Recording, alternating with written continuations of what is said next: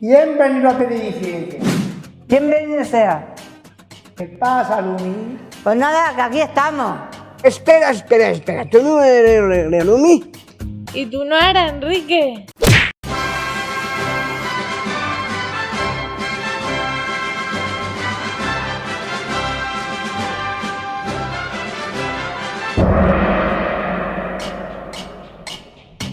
Yo soy Pablo.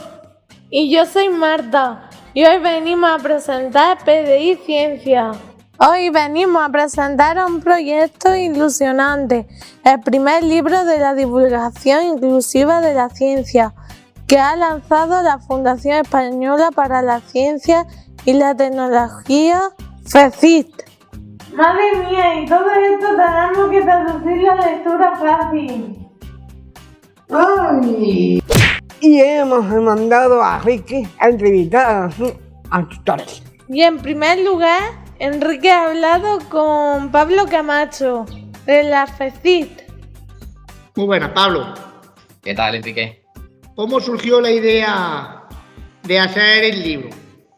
Pues normalmente en FECIT cada 2 años más o menos hacemos una encuesta de percepción social de la ciencia y entonces lo que estamos viendo es que las personas que tienen un estatus económico superior a la media o directamente son ricas, tienen un nivel de estudios superiores, son al final los que tienen más tendencia a participar en las actividades de comunicación de la ciencia. Entonces, esto es lo que ha generado es que tengamos una línea de trabajo específica sobre ciencia inclusiva que lo que trata es de desarrollar proyectos de divulgación y educación no formal que involucran a públicos que habitualmente suelen tener un menor acceso a este tipo de actividades, ya sea porque se interponen barreras por sus realidades socioeconómicas, de género, de identidad, de discapacidad, etc. Entonces nos parecía interesante que una de las primeras iniciativas a hacer es recoger en una publicación, que es esta, la de hacia una comunicación inclusiva de la ciencia, reflexiones y acciones de éxito, que sirviera a modo de guía para otras instituciones que pudieran tener como referencia proyectos que hayan sido exitosos en este sentido y así poder contribuir a que la ciencia, que obviamente está presente en todos los aspectos de nuestra vida, sea accesible a todos, porque desgraciadamente ahora mismo no lo es. Y al frente de la coordinación ha estado Ramón, ¿verdad? Sí, y ha sido un placer realmente. Qué equipo tan extraordinario, con qué calidad humana y científica trabaja. El programa de investigación de la Comisión Europea nos pide la cocreación, que elaboremos los conocimientos en diálogo igualitario con las personas afectadas. Y por supuesto las personas afectadas son de las que mejor pueden hacer la difusión de esos elementos científicos. Y nos hemos encontrado porque, por ejemplo, la mayoría de perfiles de Twitter que difunden las evidencias científicas de estos colectivos son miembros de esos propios colectivos. Eso representa unas actuaciones de éxito que, como ya ha dicho Pablo, en muchos casos son replicables, transferibles, y podemos lograr que tras la publicación se fomente muchísimo más, que sean las propias personas implicadas las que difunden ante otras las evidencias científicas que mejoran sus vidas. ¿Y cuáles han sido las áreas escogidas? Pues la verdad es que la FECIT seleccionó muy bien los ámbitos más adecuados y más prioritarios para este tipo de libro blanco. Uno de ellos, el ámbito, por supuesto, de la discapacidad o de la diversidad funcional. Otro ámbito es el del género y los aspectos socioculturales. Un tercer ámbito es el de LGTBI, pero incluyendo varias identidades, no solo las que están en las iniciales de esas siglas, sino también otras relacionadas representadas por el plus. Y el cuarto ámbito ha sido el de los grupos sociales vulnerables desde el punto de vista de bajos niveles socioeconómicos, bajos niveles educativos. Bueno, pasamos a la área. Diego, ¿tú qué haces ahí? Pues nada, Enrique, aquí estamos. Estamos en todos los fregados que nos dejan meternos. Bueno, yo tengo la fortuna de haber podido participar en la elaboración de algunos de los contenidos de este libro, gracias a la invitación que se nos hizo tanto a mí como al resto de los miembros del equipo por parte de la FECIT y de Ramón.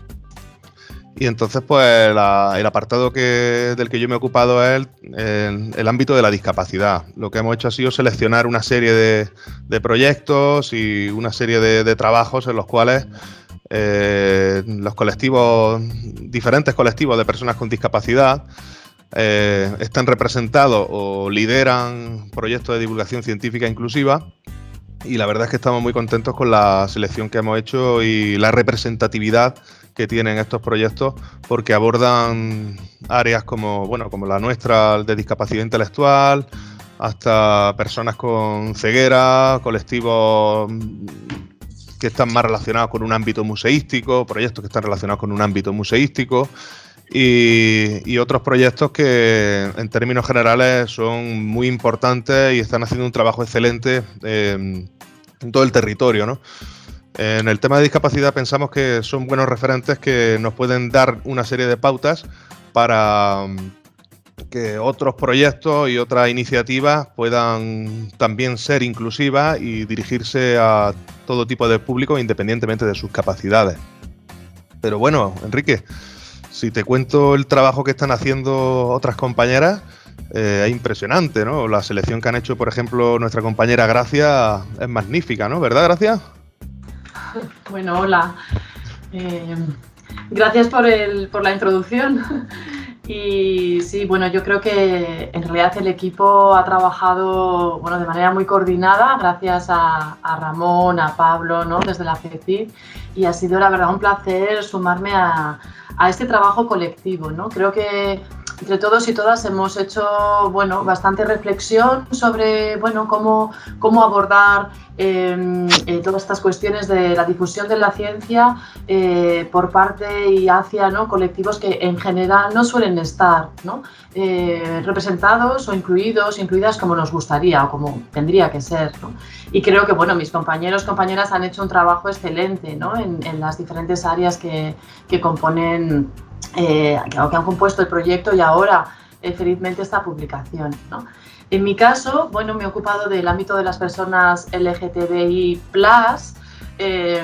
un poco con la idea de recoger todo el conjunto de personas que, digamos, así para que se entienda, no son heterosexuales y tampoco son en ocasiones cis, quiere decir, son personas trans, ¿no? No son personas que se identifican con el género que se les asignó al nacer. Y sabemos que históricamente todas las personas LGTBI, tenemos una andadura, ¿no? de lucha, de movilización, pero también de reflexión teórica, ¿no? Sobre qué significa estar en muchas ocasiones en los márgenes, ¿no? de la heteronormatividad, de ese guión cultural que nos hace inteligibles o no.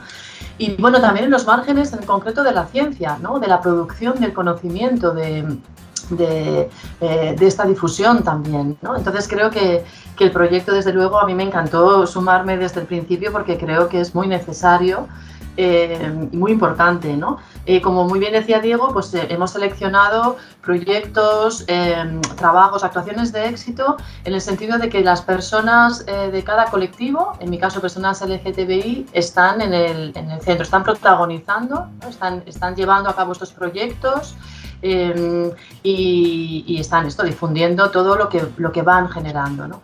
Y en mi caso muy en conexión, pero creo que también pasa en los otros sectores, muy en conexión, claro, con las redes activistas, ¿no? Con los colectivos, con lo que diríamos popularmente, con esos pies en la tierra, ¿no? De ver las necesidades, las urgencias, las demandas de la gente. Entonces creo que esto lo hace, por supuesto, mucho más más interesante, y también creo que eso nos va a facilitar también a su vez la difusión, ¿no? Que era un poco la idea motor, ¿no?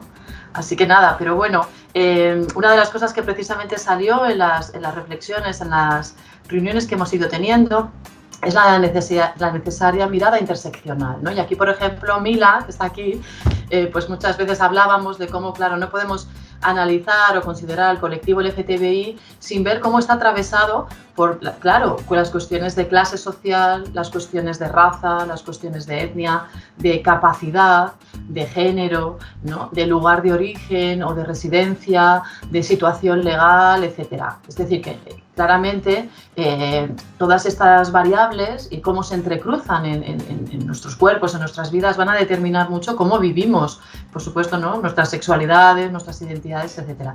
Y aquí precisamente hablábamos con el resto del equipo, cómo hacer para que no se nos quedara un poco como compartimentos estanco cada sección. Y aquí hicimos, yo creo, un esfuerzo importante por al menos pensar esas intersecciones. Y aquí pues voy a dar el paso a mi compañera Mila, porque creo que aquí, obviamente, claro, y también con Diego y con Teresa, todo está interrelacionado de alguna manera, ¿no? Y aquí, por ejemplo, algunos proyectos decíamos, ¿dónde los colocamos en un sitio o en el otro, ¿no? Así que nada, yo creo que Mila hará que nos hable de los suyos, que son fantásticos también. Muchísimas gracias, Gracia. Mira, Enrique, nosotros hemos intentado ahora, en este caso, a través de un poco, utilizándome como herramienta, de poner de manifiesto pues, una cuestión que ha estado presente a lo largo de la historia, que es pues que las mujeres no se ha visibilizado las contribuciones de las mujeres en el ámbito de la ciencia. Y hemos intentado poner de manifiesto esto a través de diferentes acciones, diferentes contribuciones de personas y colectivos interesados en, por una parte, en visibilizar las aportaciones de las mujeres a la ciencia y cómo las mujeres han servido también pues, a lo largo de la historia para inspirar el arte, la ciencia, la cultura, etcétera, ¿no? Esto es un aspecto muy importante. Y una cuestión también muy relevante y que hemos tratado un poquito en la línea de lo que comentaba también Gracia de la interseccionalidad, es cómo algunos de estos colectivos y de estas iniciativas han puesto de manifiesto la necesidad de, a través de estas iniciativas, también llegar a las personas a las que normalmente no se llega digamos, para divulgar y difundir la ciencia, ¿no? Como personas con pocos recursos culturales o personas que normalmente, por ejemplo, no van a los museos, y que es muy importante que las personas vayamos a los museos y han buscado formas de visibilizar estos aspectos a través precisamente de las figuras femeninas en programas a través de online o digital, que se pueden ver, por ejemplo, en la página web, pues en el caso de algunos museos, o programas que implican las visitas culturales en ciudades como por ejemplo Granada y Madrid, donde se visibiliza la importancia de las mujeres y del papel de las mujeres a lo largo de la historia. Otra cuestión que también hemos intentado poner de manifiesto en esta selección tan difícil, porque hemos tenido que seleccionar cada uno en nuestra especialidad 5 pues acciones, contribuciones que llamamos, digamos, son bottom-up, que se dice del inglés, pues estas las hemos tenido que seleccionar para también ver un poco la importancia de incluir la dimensión de género en la ciencia, en la perspectiva de la ciencia, porque es muy importante que si llegamos a tener una visión del género como tal, podemos también llegar a otras desigualdades, a otros elementos de desigualdad que facilitan menos o que impiden que las personas tengan un acceso a la ciencia y que se divulgue la ciencia a estas personas a las que normalmente no se llega. Y bueno, pues un poquito ha sido la cuestión, digamos, feminista también de las mujeres, una excusa para demostrar que es posible no solamente visibilizar las aportaciones de las mujeres, sino también poner de manifiesto la importancia de incluir la dimensión de género en la divulgación de la ciencia. Bueno, y también la labor que ha hecho Teresa Sordé, vamos, ha hecho una labor estupenda. Cuéntanos, Teresa, lo que tú has estado abordando dentro del libro. Hola a todos y a todas, un placer veros de nuevo.